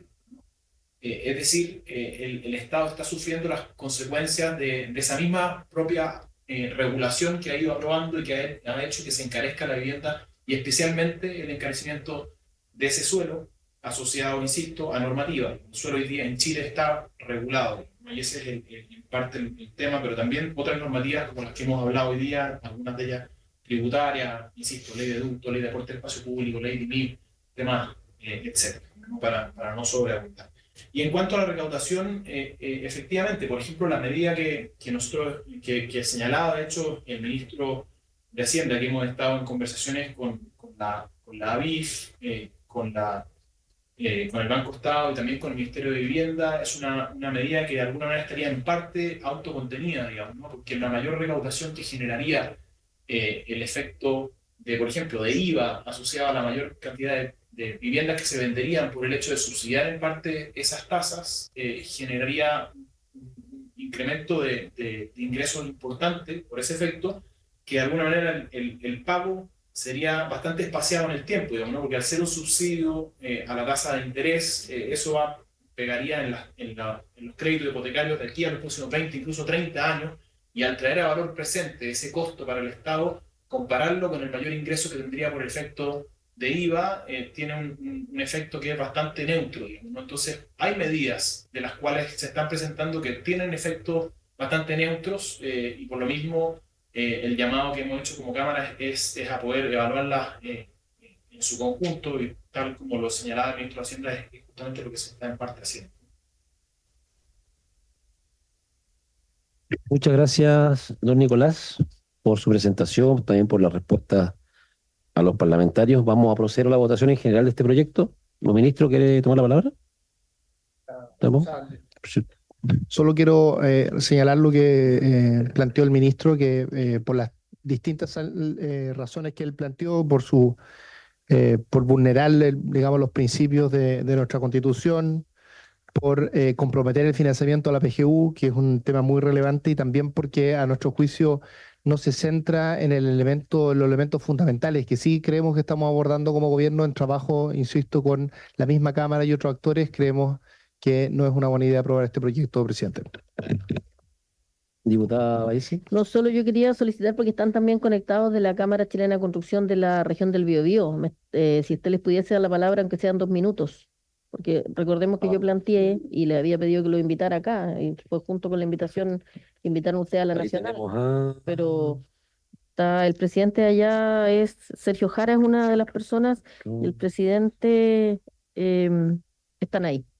Bueno, estoy pidiendo que pueda hablar la región a la que represento. ¿Sí? ¿Perdón? El presidente de la Cámara de Comercio. Sí, sí, no, de la Cámara Chilena de la Construcción. Jorge Coloma tenemos acá. Sí, Jorge Coloma. ¿Está don Jorge Coloma ahí o no? Sí, estoy acá, presidente. Don Jorge, ¿podría usted muy en breve entregarnos su opinión respecto a este proyecto? Sí, por supuesto, presidente, saludarlo y por su intermedio a los diputados de la comisión y al ministro Marcel, que bueno, entiendo que no está, pero el ministro Grau, que se mantiene todavía ahí en la comisión. Muchas gracias por recibirnos, y a la diputada Baise por hacer esta moción de poder participar. La verdad es que nosotros tenemos también algunos temas regionales que nos gustaría comentar. Estamos muy de acuerdo y muy alineados con lo que comentó Nicolás recién. Aclarar específicamente, ¿cierto?, que el crédito especial de empresa constructora, la eliminación afecta directamente a las viviendas del segmento medio y sociales, porque están todas las viviendas afectadas por crédito especial de empresa constructora, no así el IVA inmobiliario, que es solamente para las viviendas sin subsidio. Pero todo el resto están afectados, y principalmente en nuestra región nos afecta mucho porque nosotros somos una región que tenemos mucha vivienda social y hacemos mucho programa social porque somos una región industrial, cada vez menos industrial, ¿cierto? Pero seguimos siendo una región industrial y queremos mantenernos así. Estamos con un plan de fortalecimiento regional del Biobío, ¿cierto?, que está apoyado por el ministro Grau, con el que hemos estado acá todos los meses, ¿cierto?, y nos está apoyando para que ojalá esta crisis de empleo que hoy día nos afecta con 20.000 desempleados adicionales, ¿cierto?, no se siga aumentando. Nosotros tenemos hoy día un stock de producto terminado que no supera el 10%, comparado con el stock nacional que sí supera o anda cerca del 25%. Por lo tanto, hay algunas medidas que nosotros le hemos pedido que sean un poco más regionales, ¿cierto?, para poder de alguna manera no seguir profundizando nuestra crisis aquí en el Biobío, y por eso que hicimos de alguna manera esta fuerza, ¿cierto?, con los parlamentarios para poder participar en esta comisión. Así que les agradecemos mucho poder permitirnos participar, y estamos disponibles para apoyarlos en cualquier información regional que ustedes necesiten. Muchas gracias, presidente. Gracias, don Jorge. En todo caso, nos gustaría que pudieran hacernos llegar a la comisión sus propuestas regionales también para poder conocerlas. Perfecto, presidente. Para pasarlas aquí también y podamos compartirlas. Gracias, don Jorge. Diputada Baise, ¿quiere la palabra? Agradecerle eso que les pida que yo había pedido. Bueno, hay otro tema por el plan de fortalecimiento, ya lo veremos después. Voy a solicitar que lo podamos ver y uno de los aspectos es la construcción, claramente. Con el ministro lo hemos estado conversando también. Gracias. Tiene la palabra antes que empezamos votación. Sí, muy cortito. Aquí se anunciaron una serie de medidas que se han adoptado o se han promovido como para generar un mayor movimiento en la industria de la construcción, pero realmente yo creo que no han surtido ningún tipo de efecto, porque según estudios que me han hecho llegar, antes de la pandemia una familia se demoraba 4 años en reunir los recursos como para dar el pie para una vivienda, estamos hablando de clase media o emergente, y hoy día se demora 14 años. Entonces vemos que realmente no son medidas que hayan aportado mayormente. Yo creo que todo puede contribuir a poder generar mayor movimiento, mayor producción en la industria de la construcción. Y por otra parte, yo quería discrepar de algo que dijo el ministro de Economía al término de la exposición del ministro de Hacienda, que dijo que si se quiere recaudar más, esto no se logra bajando los impuestos. Y yo creo que ese es un error garrafal, porque la mayor recaudación se logra en base al crecimiento y no subiendo los impuestos. Y el reducir los impuestos puede estimular justamente el crecimiento. Y esa sería una forma sustentable de que el Estado tenga mayor recaudación. Tenemos el ejemplo de la reforma tributaria del año 2015, que inicialmente quizás le aportó más al Estado, pero yo diría que los 2 primeros años, y después hemos ido cayendo. Y también hay estudios que dicen que si no se hubiese aprobado esa reforma tributaria, hoy día la recaudación del Estado podría ser un 30% mayor de lo que es. Así que esas dos cosas, presidente, gracias. Bien, vamos a votación entonces. Gracias, diputado.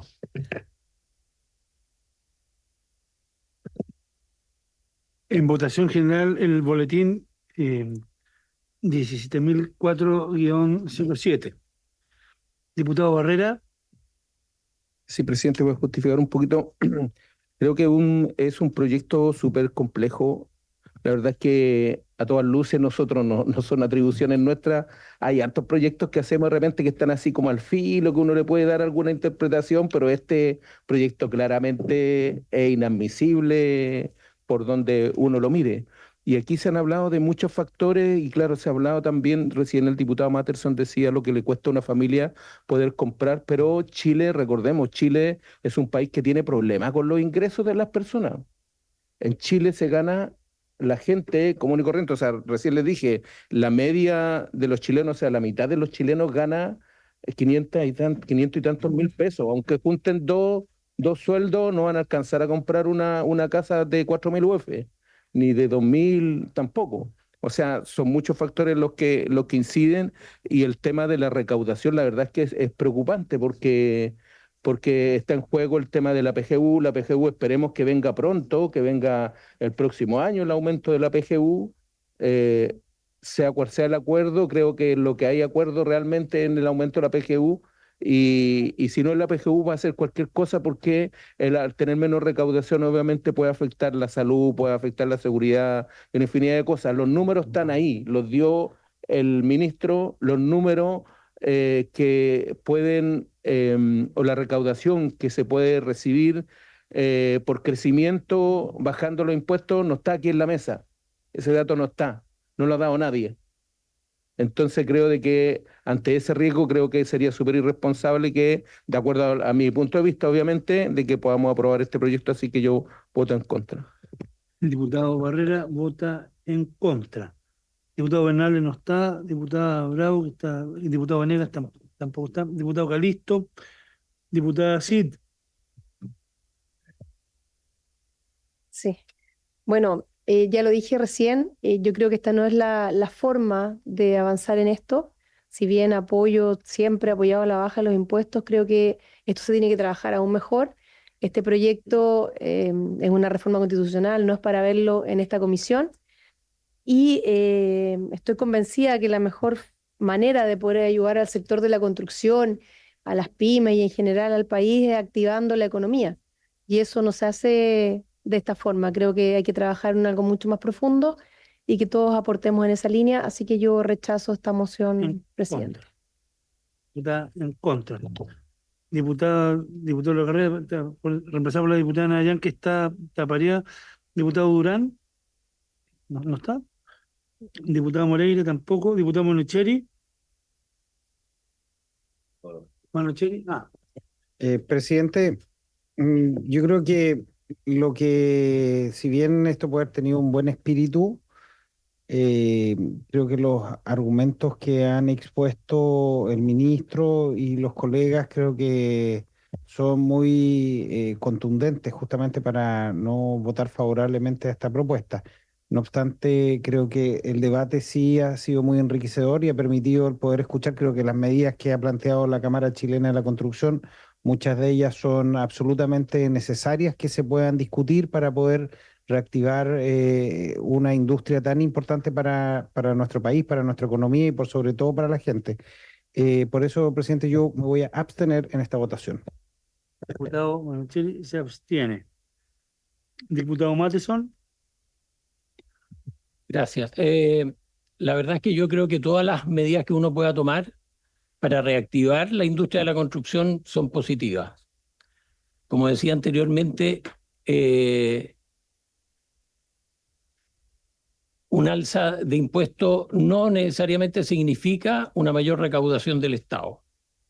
Por otra parte, mi voto va a ser pensando, yo diría, en los chilenos que viven de Aysén al norte, porque si este proyecto de ley llegara a buen fin, no influiría en nada en mi región. En mi región todas las viviendas cuestan sobre las 2.000 UF. No hay ninguna vivienda, ni siquiera viviendas sociales. Pero yo creo que pensando en el resto de los chilenos, voto a favor del proyecto. ¿A favor?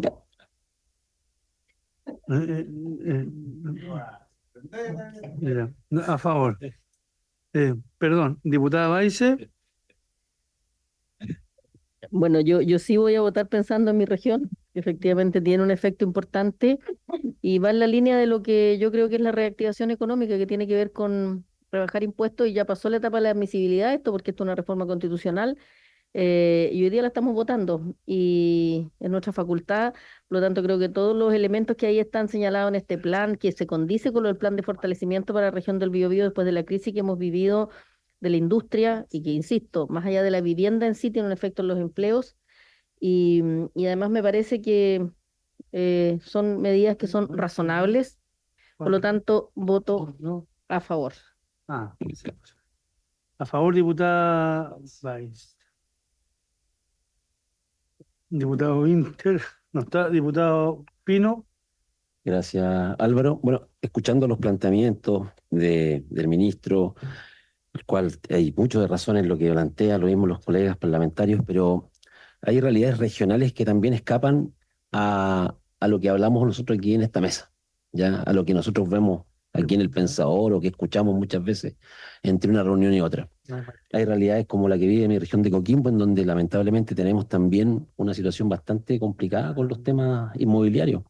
Bien lo señalaba el diputado Manucheri, el domingo pudimos ver la felicidad, ¿cierto?, de personas que recibieron sus casas en una entrega de llave, pero aún así hay otras que están esperando por años que esto se pueda lograr, y son las clases medias de nuestro país que lamentablemente se encuentran hoy día mirando, ¿cierto?, por la ventana como otros reciben sus casas y ellos no, porque no tienen acceso al crédito, y las medidas que se quieren implementar siguen en eso todavía, en buenos deseos y grandes anuncios, pero sin concretarse. Entonces mi voto es a favor, como le digo, pensando en la realidad de mi región de Coquimbo principalmente, estimados colegas. Resultado de la votación, estimado presidente: 3 a favor, 2 en contra, 1 abstención. Se rechaza la idea de legislar por no haber quórum de mayoría. Se rechaza. Se rechaza el proyecto. Presidente, igual hay que designar diputado informante, porque si se ve la sala puede revertirle. Le propongo a la diputada Ahumada que se encuentra con nosotros. Salvo que haya, Salvo que haya un acuerdo de la comisión. salvo que haya unanimidad. ¿Sí? ¿Habría unanimidad para que la diputada Ahumada pueda informar? ¿Sí? Bien, diputada. ¿Hay unanimidad? Sí. Bien. Diputado Ahumada, entonces, informante en la sala. Bien, vamos a pasar inmediatamente a escuchar las indicaciones del Ministerio de Economía con respecto al proyecto CERNAC. Te protege el boletín 16.271-03. Le damos las gracias a todos los representantes de la Cámara Chilena en la Construcción que nos acompañaron en esta discusión. Lo bueno es que ya hay temas que se están trabajando. Les pedimos que nos puedan enviar sus propuestas dirigidas a la Secretaría de esta comisión y así nosotros también poder hacer un seguimiento desde cada uno de nuestros distritos y por sobre todo también desde esta comisión. Así que muchas gracias por su tiempo y disposición. Gracias, presidente. Gracias. Gracias, presidente. Gracias, presidente. Gracias a la comisión. Muchas gracias. ¿Cuánto hay? Sí. Podemos aprobarlo todo. Ya, presidente, me comprometo a presentar muy rápido. Lo que voy a presentar ahora es un resumen de las indicaciones que hemos ingresado como Ejecutivo en los tiempos que nos comprometimos en su minuto. Como usted recordará, presidente, no es que se puso un plazo fatal para las indicaciones, sino que nosotros simplemente como Ejecutivo comprometimos un plazo que hemos cumplido, y creo que además va a quedar claro durante la presentación que efectivamente nos hemos hecho cargo de, del grueso de los planteamientos que aquí se señalaron en las distintas audiencias. La siguiente, por favor, se fue la presentación.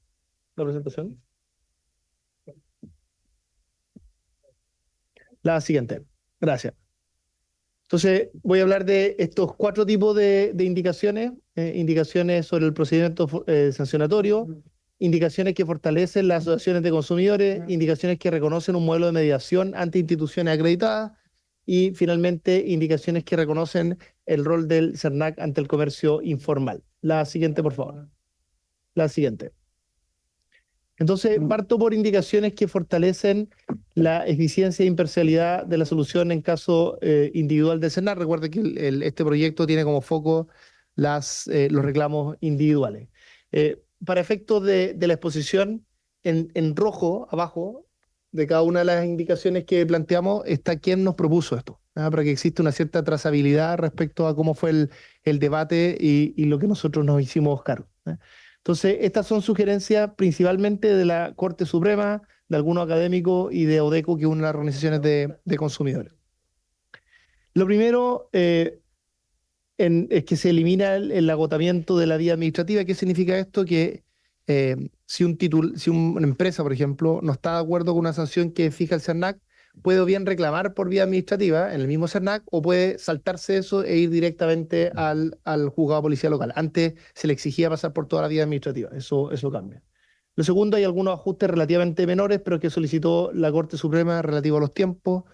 Lo tercero, propuesto por 2 académicos, es que se elimina un recurso jerárquico. Antes había un recurso hacia la subdirección, que es la parte del CERNAC que se va a encargar del proceso sancionatorio, y además después había un recurso al director.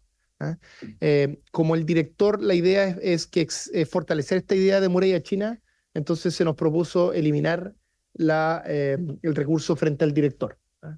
Justamente para, insisto, fortalecer la idea de que hay una parte del CERNAC que se dedica a esto y el resto del CERNAC se dedica al rol que actualmente tiene el CERNAC. Y por último, a solicitud de ODECO, esta Organización Nacional de Consumidores, como existe una prescripción, como suele suceder en estos casos, existe ahora la suspensión de los plazos de suscripción durante cuando existe justamente esta interposición del reclamo. La siguiente, por favor. Entonces, ese primer tema, insisto, tiene que ver con cosas que principalmente pidió la Corte Suprema, que fortalecen el proyecto. Lo que voy a señalar ahora son sugerencias solicitadas tanto por CONADECUS como por ODECU, es decir, las 2 organizaciones principales de consumidores.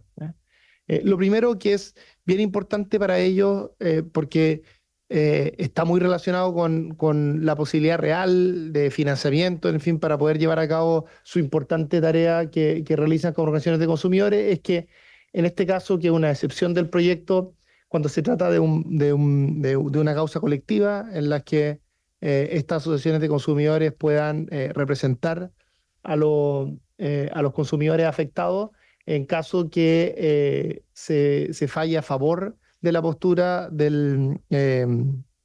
que sostuvo esta organización de consumidores, va a existir la obligación de condenar en costas, ¿ya? Lo que, insisto, apoya el financiamiento de todo este proceso. Lo segundo, que es también muy importante, es que las mediaciones que ocurran a través de las asociaciones de consumidores van a ser mediaciones que no van a, en caso que no resulten, no van a ser, digamos, una pérdida de tiempo para el consumidor, porque si no resulta esa mediación, se va a ir directamente al sancionatorio y no va a tener que ir de nuevo a través de la gestión de reclamo. Lo tercero es que se cuestionó durante la tramitación del proyecto, durante la discusión del proyecto, que en algunos casos en los que actualmente se podía pasar directamente a la indemnización sin pasar por este proceso de multa, nuestro proyecto de ley debilitaba aquello y entonces hicimos ciertos cambios para que, tal como ocurre en la actualidad, se puedan ir directamente a la indemnización. Y lo último es que se explicita, esto eventualmente no estaba suficientemente claro en el diseño actual, que las asociaciones de consumidores puedan representar a las personas consumidoras en el proceso de reclamo y de sanción que va a llevar el CERNAC. Entonces, como ven, se fortalece a las organizaciones de consumidores porque se les va a tener que pagar seguro las costas cuando ganen los recursos que son colectivos, porque si van a través de ellos en la mediación, no va a ser en ningún caso una pérdida de tiempo para el consumidor, porque va a estar integrado al proceso, y además porque se deja más claro esta vez que las acciones de consumidores pueden representar a los consumidores si ellos así lo desean, por supuesto, frente al CERNAC en el proceso sancionatorio. La siguiente, por favor. Ahora, esta tal vez es la parte central de los cambios que realizamos, que algunos de ellos ya los describí, pero ahora los voy a poder señalar de manera más esquemática. Y es algo que también ya comenté en alguna presentación, pero voy a repetir brevemente. Y fue algo que propusieron principalmente, yo diría, el sector privado, distintas organizaciones de gremios, CPC, la Cámara de Comercio, la Cámara de Comercio de Santiago, la SOFOFA, en fin, que lo que ellos solicitaban es que los distintos procesos de mediación que ellos pueden tener estén suficientemente integrados en el sistema.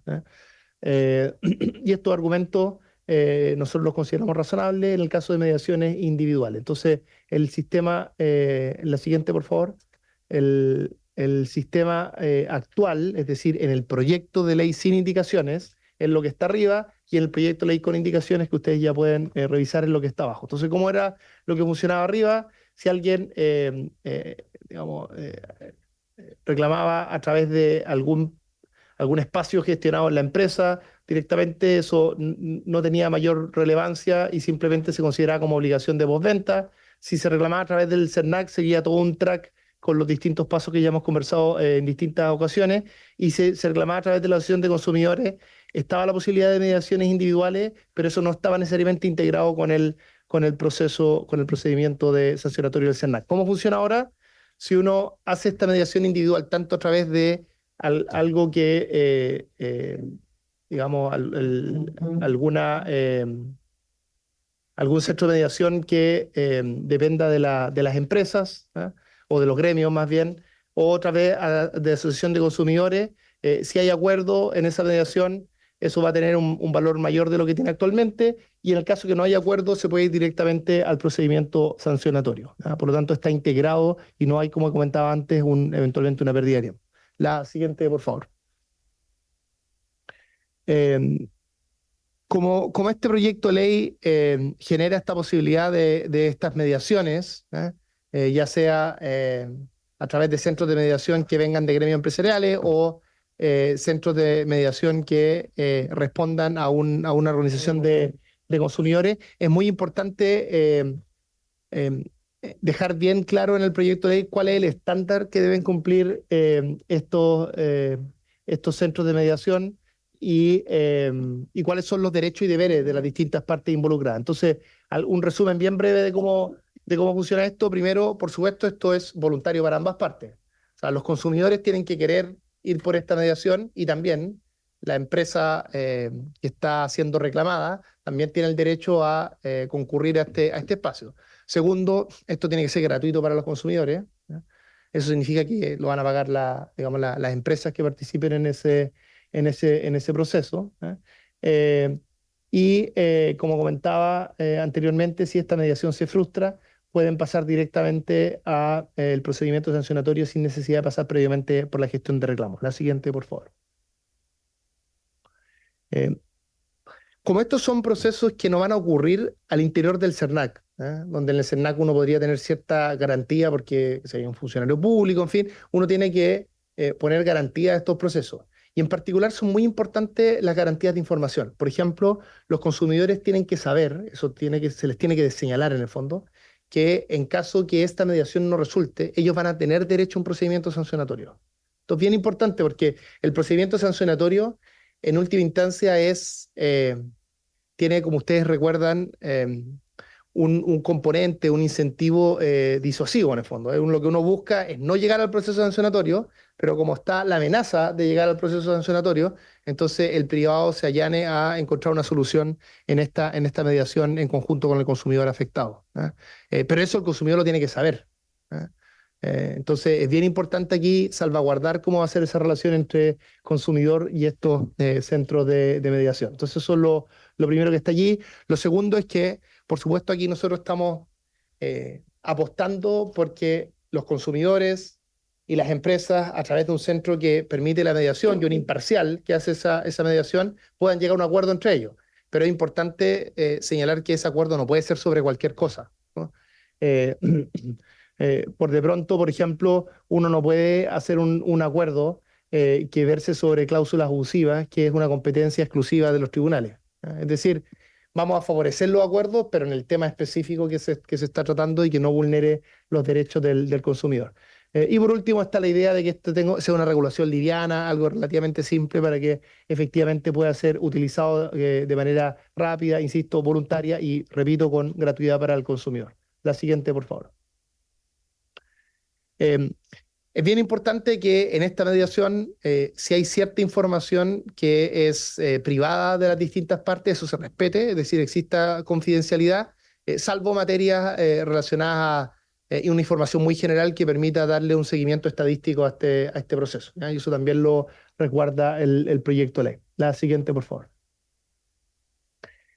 Por último, respecto a cómo va a funcionar el procedimiento de acreditación para estas entidades que van a mediar, el proyecto de ley en las distintas indicaciones que ingresamos regula esto. Entonces primero señala qué organizaciones van a poder registrarse para realizar estas mediaciones, ¿no es cierto? Tanto los centros de mediación como las asociaciones de consumidores, se ponen ciertas exigencias, ¿eh? También hay requisitos que deberán cumplir las organizaciones, por de pronto la inscripción con antecedentes de constitución de la organización, y a su vez van a tener que presentar una propuesta de reglamento interno que resguarde todos los requisitos mínimos que están señalados en la ley. Esto frente a la división que ve temas de asociatividad y cooperativismo en el Ministerio de Economía, que es DAES. Van a haber causales de eliminación de este registro, obviamente si la organización quiere salirse, si destruye la organización, porque se dejan de cumplir los requisitos, o eventualmente porque haya recibido una sanción, ¿no? Y por último, no solo hay requisitos para las organizaciones propiamente tal, sino para los mediadores, que tienen que ser, insisto, personas que tengan la idoneidad para poder asumir ese rol y además que tengan efectivamente la imparcialidad, ¿no? Van a estar regulados el tipo de relaciones que podría tener, por ejemplo, un mediador con la empresa que está siendo reclamada. La siguiente, por favor. Entonces, respecto a las inhabilidades, el proyecto de ley en estas nuevas indicaciones, como estamos agregando toda esta parte de mediación con más fuerza, define inhabilidades para el mediador, que eso ya lo comenté. Las asociaciones de consumidores no podrían participar en una mediación si tienen un contrato de algún tipo con la empresa que está siendo reclamada. Y los centros de mediación no podrán asociarse ni llevar a cabo mediaciones solicitadas por consumidores respecto de proveedores con quienes tengan algún tipo de vínculo funcional. O sea, no puede ser un centro mediador de la empresa que está siendo justamente reclamada. Lo que sí puede haber es que muchas empresas participan de un gremio y ese gremio tiene un centro de mediación. Eso sí va a ser permitido. Lo siguiente, por favor. Y para terminar, la última diapositiva, si recuerdo bien, hay un conjunto, o sea, parlamentario, y este es un tema que no se lo han planteado ustedes mismos, sino que se plantea sobre todo por el comercio informal, de que nosotros como Estado debiéramos hacer un esfuerzo mayor por también vamos, perseguir el comercio informal. Y no esto que a veces se instala de que solo se fiscaliza o se revisa lo que hace el comercio formal. Y aquí lo que hace este proyecto de ley es que fortalece ciertas funciones del SERNAC en este sentido. Primero, en lo que se refiere a educar al consumidor respecto al consumo responsable, que esto es muy, muy relevante porque en última instancia el comercio informal se sustenta en gente que compra en el comercio informal, por lo tanto es relevante la educación del consumidor. Y también la facultad de denuncia, es decir, si el SERNAC en el ejercicio de sus funciones identifica comercio informal, que por tanto está incumpliendo alguna ley, el SERNAC puede informar esto a los organismos públicos pertinentes, el Servicio de Impuesto Interno, la Fiscalía, según sea el caso. He terminado mi presentación. Creo que nunca había presentado tan rápido en esta comisión. Así que para que vean, no, estamos todos podemos mejorar. Eso es lo que quiero mostrar con esta presentación. Gracias, ministro, por la presentación. Ofrezco la palabra, diputados.